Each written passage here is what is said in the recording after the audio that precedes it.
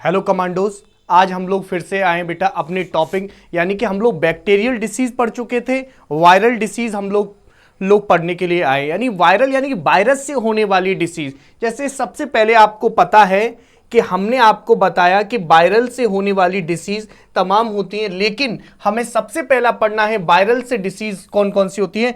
तो ये वायरल से जो डिसीज होती है उसका नाम है बेटा कॉमन कोल्ड।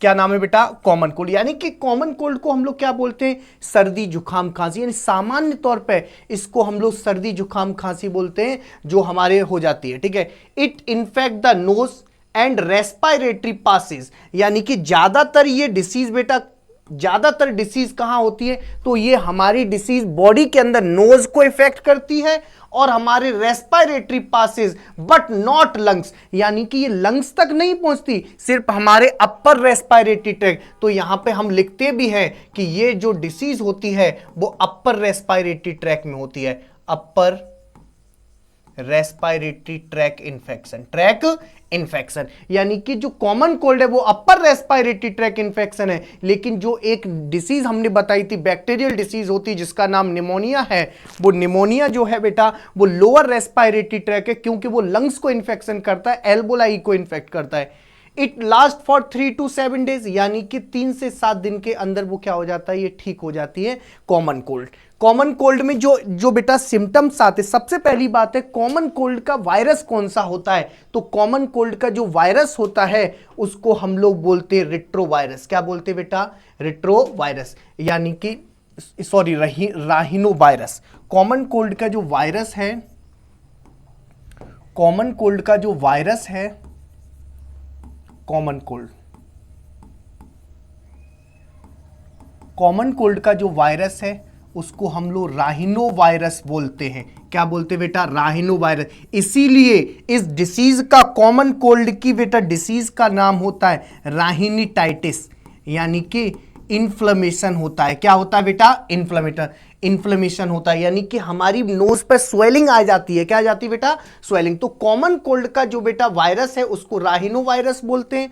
सेकंड बात, इसके जो बेटा ये फैलता कैसे है, यानी कि मोड ऑफ ट्रांसफर इसका कैसा है? मोड ऑफ ट्रांसमिशन, यानी कि कॉमन कोल्ड का जो वायरस है, ये कॉमन कोल्ड जो डिसीज है वो कैसे ट्रांसफर होती है? कभी आपसे पूछे तो आप बताएंगे via infected person to healthy person, यानी कि एक बच्चे को यदि इन्फेक्शन, एक व्यक्ति को यदि इन्फेक्शन है, कॉमन कोल्ड है, या तुम उसके पास बैठ गए तो तुमको भी क्या हो जाएगा? ये इन्फेक्शन हो जाएगा। वाया किसके थ्रू भैया? तो ड्रॉपलेट्स के थ्रू, ड्रॉपलेट्स एंड एरोसॉल, यानी कि उसकी यदि उसने स्नीजिंग किया, छींका, या तुमने उसका कोई ऑब्जेक्ट ले लिया, जैसे तुम्हारी क्लास में कोई बच्चा है उसका तुमने पेन ले लिया, यदि उसको पहले से कॉमन कोल्ड है और कॉमन कोल्ड वाले का तुमने पेन ले लिया तो तुमको भी क्या हो जाएगा? कॉमन कोल्ड हो जाएगा। क्यों? वायरस ये ऐसे ट्रांसफर हो जाता है। ठीक है। उसके बाद हमने इसका वायरस पढ़ लिया, मोड ऑफ ट्रांसफर पढ़ लिया बेटा। इसके सिम्टम्स क्या होते हैं, यानी कि इस डिसीज हमारी बॉडी में सिम्टम्स क्या काम करते हैं? तो कॉमन कोल्ड में जो बेटा सिम्टम्स होते हैं ये हमारी रनिंग नोज, यानी कि हमारी नाक वगैरह आने लगती है, रनिंग नोज, रेस्पिरेटरी प्रॉब्लम होती है, सांस लेने में दिक्कत आती। तुम्हें पता है रात में हम लोग जब सोते हैं तो बेटा एकदम अंदर की तरफ बेटा ऑक्सीजन की कमी पहुंच जाती है। क्यों? रुकावट आ जाती है, नोज हमारी जाम हो जाती है। तो ये इसके क्या है बेटा? सिम्टम्स है। क्या है बेटा? सिम्टम। और लास्ट 3 से 7 दिन में ये क्या हो जाता है? ठीक हो जाता है। क्या हो जाता है बेटा? ठीक। तो सबसे पहले हम लोग पढ़े, यानी कि बेटा हमारा जो पैथोजन है इसको हम लोग राहिनो वायरस बोलते हैं। मोड ऑफ ट्रांसफर ये कैसे फैलता है? तो inhaling of droplets resulting from a cough, यानी कि दूसरा व्यक्ति ने ये छींका या उसके कफ से उसकी क्या आ जाती? ड्रॉपलेट्स आ जाती हैं हमारी बॉडी में, जिससे क्या हो जाता है? हमें इन्फेक्शन हो जाता है। थ्रू आउट द कंटिमिनेटिंग ऑब्जेक्ट, जैसे आपने क्या ले लिया, मैंने बताया आपको, आपने पेन ले लिया, बुक ले ली, या आपका कफ ले लिया, डोर नॉब ले लिया, कंप्यूटर, जैसे जब डोर नॉब का मतलब डोर का जो नॉब होता है, यदि पहले से उसने टच कर दिया और तुमने उसी को टच कर दिया तो तुमको भी ये क्या हो जाएगा, डिसीज फैल जाएगी, यानी कॉमन कोल्ड आपको हो जाएगा। सिम्टम्स इसका क्या है, तो हमने बताया नजल कंजेक्शन यानी कि नोज में दिक्कत आएगी, डिस्चार्जेशन, फीवर आएगा आपको, हल्का सिर आपका भारी भारी रहेगा, तो ये हमारी कफ आएगा, हॉर्स यानी कि जो सामान्य तरह होते हैं कॉमन कोल्ड में, जो आपके कॉमन कोल्ड में सामान्य सिम्टम्स होते हैं, कोई ज्यादा प्रॉब्लम नहीं होती, कोई दिक्कत क्या। सेकंड, अब आती है फंगल डिसीज। तो फंगल डिसीज के पढ़ने से पहले हम लोग पढ़ेंगे वायरस से होने वाली और भी डिसीज होती हैं, जैसे हमारी बुक बोलती है कि हमारी बुक बोलती है बेटा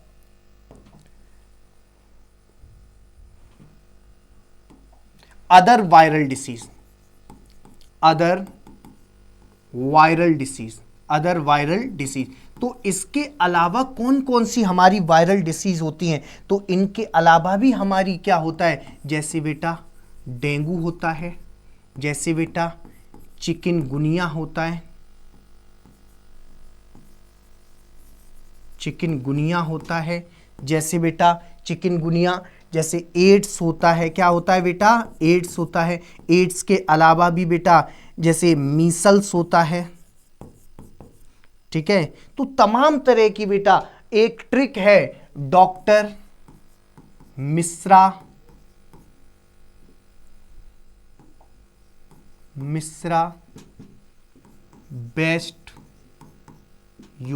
बेस्ट एमपी, यानी कि बेटा डॉक्टर का मतलब होता है डेंगू, एम का मतलब होता है मेसल्स बेटा, आई का मतलब होता है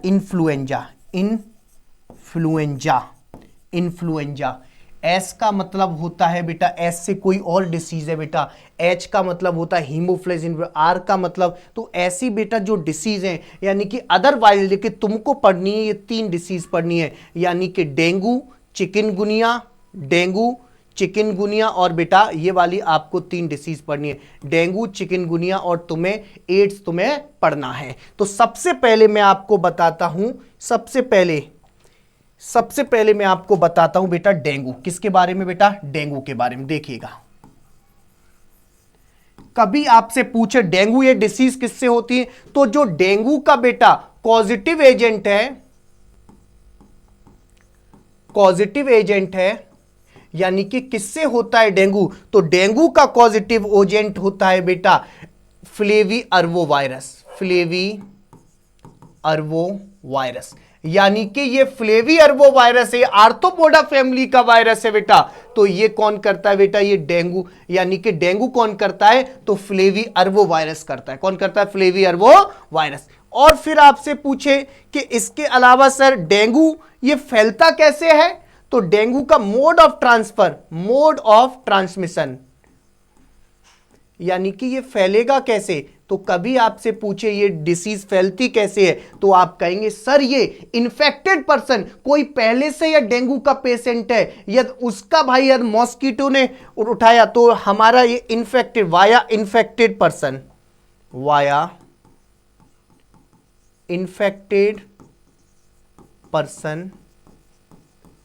कौन फैलाता है, तो इसमें एक मॉस्किटो है बेटा, थ्रू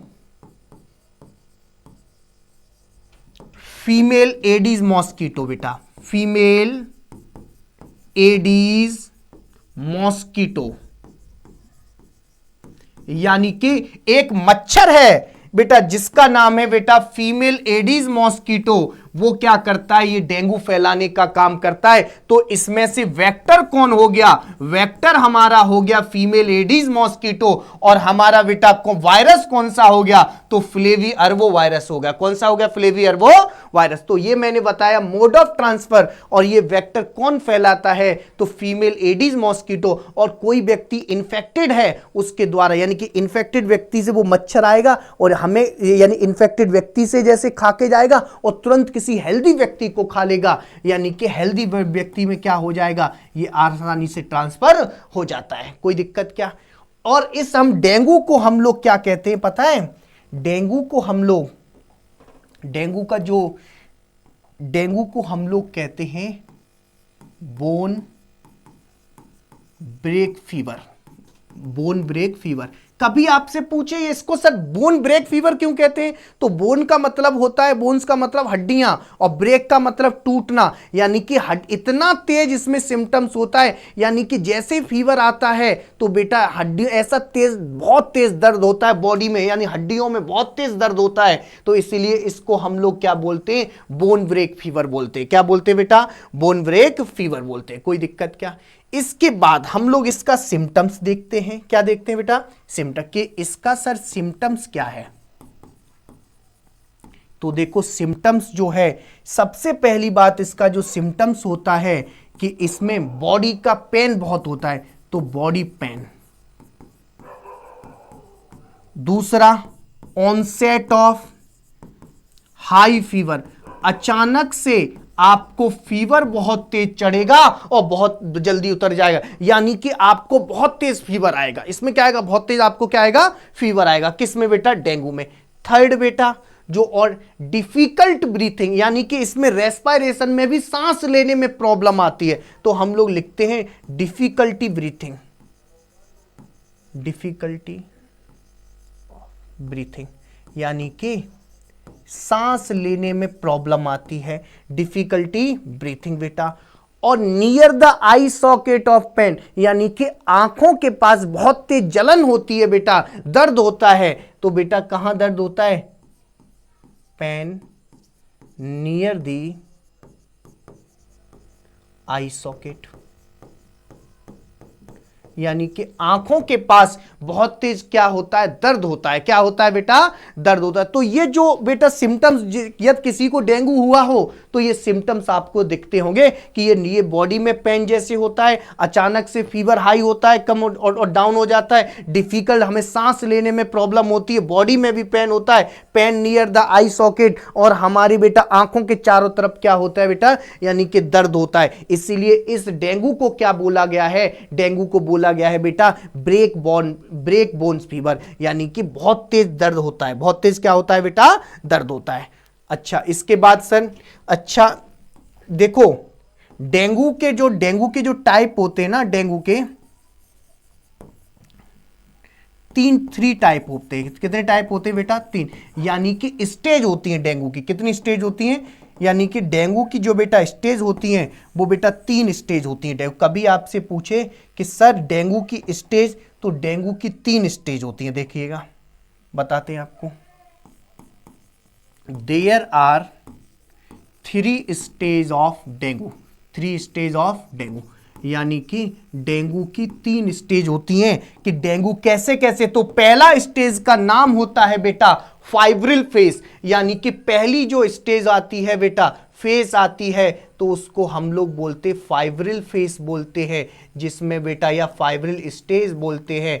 इस स्टेज में क्या होता है, फीवर आएगा उतरेगा 3 से 4 दिन में। उसके बाद यदि आपने दवा नहीं ली, प्रॉपर ट्रीटमेंट नहीं लिया, तो आपकी दूसरी स्टेज आती है, इसको हम लोग बोलते क्रिटिकल फेस। क्या बोलते हैं, क्रिटिकल फेस। अच्छा सर, आप बता रहे क्रिटिकल फेस, और क्रिटिकल फेस के अलावा इसमें क्या होता है कि जैसे ही आपने दवा वगैरह नहीं ली फाइब्रिल फेस के बाद, तो क्रिटिकल फेस है, यानी कि हमारी नोज से ब्लड आने लगता है, एनस से ब्लड आने लगता है। इसीलिए क्रिटिकल फेस का दूसरा नाम होता है ब्लीडिंग फेस। ब्लीडिंग का मतलब ब्लड आ जाता है, ब्लीडिंग फेस।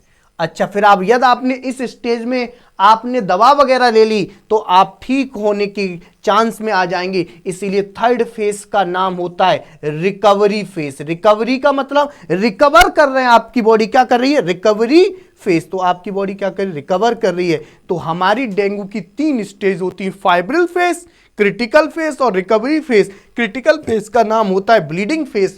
क्या बेटा, ब्लीडिंग। और डेंगू में क्यों ब्लीडिंग होती है, क्योंकि बार बार प्लेटलेट्स क्या हो जाती हैं, प्लेटलेट्स बहुत कम हो जाती हैं। हमारी बॉडी की जो प्लेटलेट्स है ना, प्लेटलेट्स बहुत कम हो जाती हैं, लो हो जाती हैं। और प्लेटलेट्स क्या करती हैं, ब्लड क्लॉटिंग में हेल्प करती हैं। जब प्लेटलेट्स ही बेटा कम हो जाएंगी, तो ब्लड अपने आप निकलता है, नोज से निकलता है, आंखों से निकलता है, एनस से निकलता है। तो ये हमने बताया, यानी कि डेंगू बताया। हमने क्या बताया आपको, डेंगू के सिम्टम्स बताए।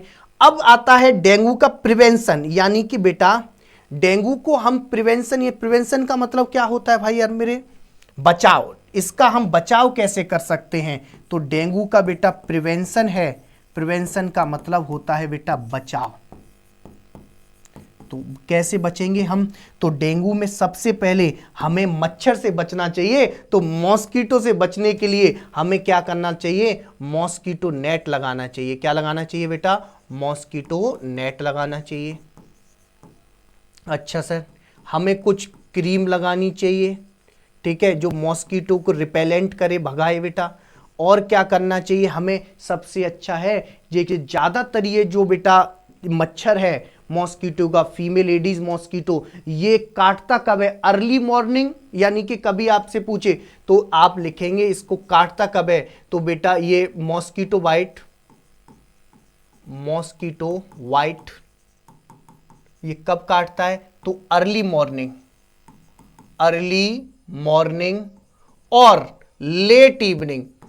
लेट इवनिंग यानी कि ये जो काटता है ना मच्छर, वो अर्ली जल्दी सुबह काटता है और जल्दी शाम को काटता है। जैसे शाम होने वाली हो तो उससे पहले, रात होने वाली हो तो उससे थोड़ा पहले काटता है। तो इसीलिए हम लोग घर में क्या करें, जहां पानी इकट्ठा होता है तो वहां पे हम लोग गैम्बूसिया फिश का क्या करें? यूज करें। तो use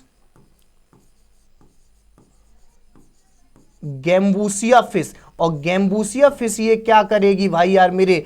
eat the mosquito larva. ये मॉस्किटो के लार्वा को ही खा लेगी। जब मॉस्किटो का लार्वा ही खत्म हो गया, जैसे तुम्हारे यहां कूलर है तो कूलर में आप क्या करें? गैम्बूसिया फिश को छोड़ दें, वो क्या करेगी? जो मच्छर ने वहां लार्वा अपने छोड़े हुए हैं तो वो लार्वा को क्या कर लेगी? खा लेगी। जब लार्वा ही नहीं रहेगा तो मच्छर पैदा ही नहीं हो सकता, मच्छर पैदा नहीं हो सकता। तो ये प्रिवेंशन है, ये क्या हमें बचाव रखना चाहिए, इन बीमारी से क्या रखना चाहिए? बचाव रखना चाहिए। अच्छा, तो इसका ट्रीटमेंट क्या होता है, इलाज क्या होता है? मैं आपको इतना डीपली क्यों पढ़ा रहा हूं? मैं डीपली आपको इसलिए पढ़ा रहा हूं क्योंकि नीट के सिलेबस में ये डेंगू और चिकनगुनिया ऐड हुआ है, तो इसलिए वो आ सकता है कहीं से। तो कभी आपसे पूछे कि इसका ट्रीटमेंट क्या है, इसका इलाज क्या है, यानी कि ट्रीटमेंट की यदि हम बात करें बेटा, तो ट्रीटमेंट जो है इसका बेटा हमें क्या करना चाहिए? ओरल, यानी कि हमें बेटा हाइड्रेट रहना, हमें बार बार ORS वगैरह लेना चाहिए। ORS का मतलब आपको पता है, जैसे आपको इलेक्ट्रा पाउडर वगैरह, ये बहुत लिक्विड ज़्यादा लेना चाहिए, हमें लिक्विड चीज़ें ज़्यादा लेना चाहिए। अच्छा, और क्या बेटा? Fluid replacement therapy, fluid replacement therapy, यानी कि फ्लूइड रिप्लेसमेंट करते हमें ज्यादा पानी वाली चीजें, नारियल पानी वगैरह, ग्लूकोज वगैरह, ये हमें बहुत पीना चाहिए इसमें।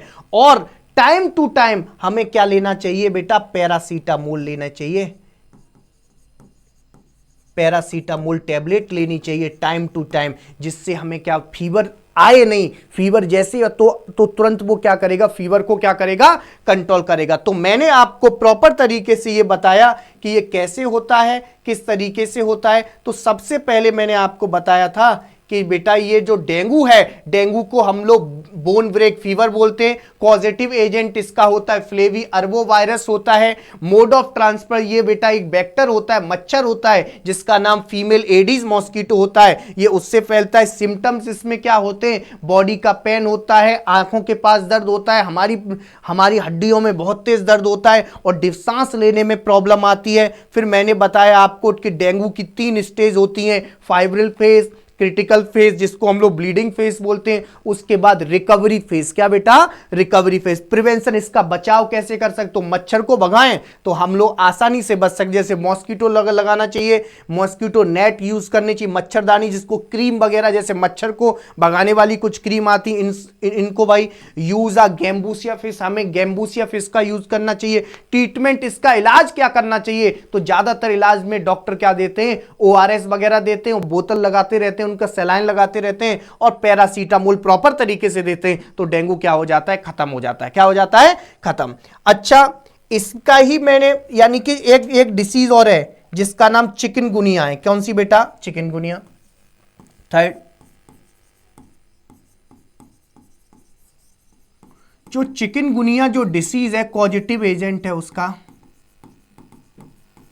तो कभी आपसे पूछे कि इसका कॉजेटिव एजेंट क्या है, तो इसका चिकनगुनिया ही वायरस है। तो चिकनगुनिया वायरस इसका क्या है भाई, पॉजिटिव एजेंट, जिसको हम लोग बोलते अल्फा वायरस। क्या बोलते बेटा, अल्फा वायरस। यानी कि चिकनगुनिया भी उसी जैसा है, बिल्कुल उसी जैसा है, लेकिन इसमें क्या है ना, वायरस सिर्फ चेंज हो गया है। वहां हमारा था फ्लेवी अर्वो वायरस था, फ्लेवी अर्वो वायरस, और यहां पे हमारा जो वायरस है डेंगू में फ्लेवी अर्वो वायरस था, और यहां हमारा चिकनगुनिया वायरस है जिसको हम लोग अल्फा वायरस बोलते हैं। और चिकनगुनिया हमारे मसल्स में बहुत तेज दर्द करता है।